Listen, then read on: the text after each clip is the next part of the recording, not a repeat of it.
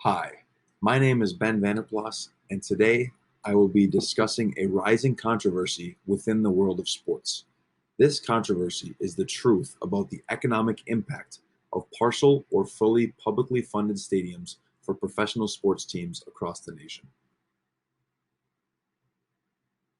As time goes on, sports teams and organizations continue to build new and improved stadiums at the cost of taxpayers. These publicly funded stadium plans promise large positive economic impacts in the areas of jobs and local spending, but this is rarely the case. As explained by the Berkeley Economic Review, it is important to consider that the public financing is largely helping billionaires pay less for a service that they can afford. This dangerous precedent is an unnecessary privilege rather than a necessity.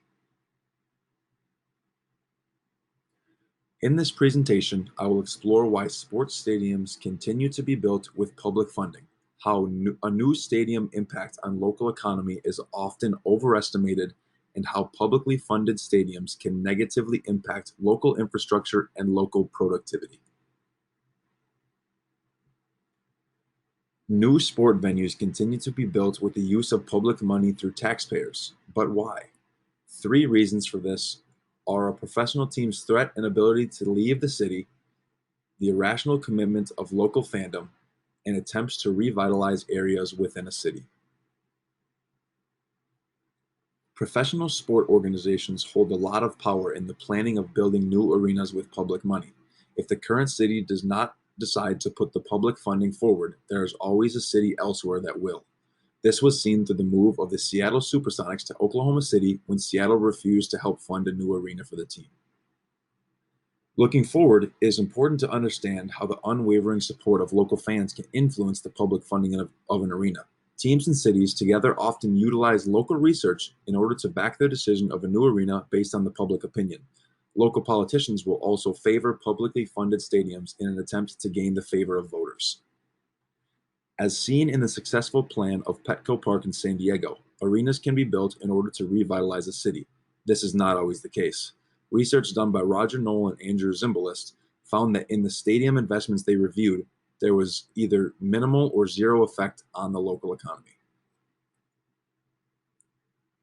In the plans of building new arenas with public money, one of the reasons why they continue to pass is the overestimated economic impact. Two main reasons that drive this overestimation are the multiplier effect and the creation of jobs. While these both sound beneficial to a city's economy, they are often too good to be true. The multiplier effect is where the local economy is boosted through more spending, investments, and job creation, where ideally a dollar spent creates more than a dollar's worth of economic impact. While there will more than likely be consumer spending at sporting events, this spending is only being diverted from other entertainment such as movies, concerts, or museums. Another promoted impact of new sports arenas are the creation of jobs. In the short term, this can be very positive, as seen in the construction of SoFi Stadium, creating over 3,500 on-site jobs. Sadly, these jobs disappear as soon as the project is done. In-venue jobs are also created, but they're often part-time and minimum wage. In a University of Chicago survey, only 2% of the economists agreed that new stadiums create more economic benefits than costs for taxpayers. In a similar study done by the Federal Reserve of St. Louis, 86% of economists believe that pro sports venues should have no public funding through subsidies. When deciding to use public funds for sports arenas, it is important to look at the opportunity cost of the situation. There are millions of dollars being put into sports venues, but what is the best alternative for that spending? These alternatives may be investments for the public good such as infrastructure, education, or housing. An investment on education may be one of the best alternatives if working towards economic growth. This human capital investment can influence growth of knowledge and skills, allowing individuals to become more productive. This is seen as a more likely investment to improve the economy by many economists. Local infrastructure can be another productive investment instead of sports arenas. Things such as roads, highways, airports, police, or green energy initiatives can create construction jobs just like the arenas, but after completion, can work to aid the community in travel and overall productivity.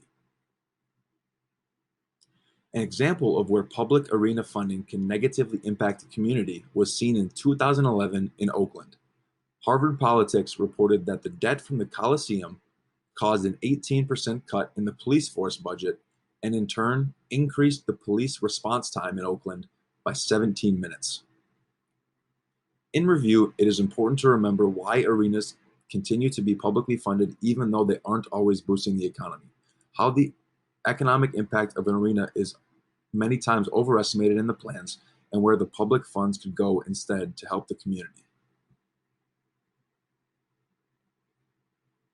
One of the most important takeaways from this is that while it may appear that a new arena will create a new booming local economy, this just isn't the case.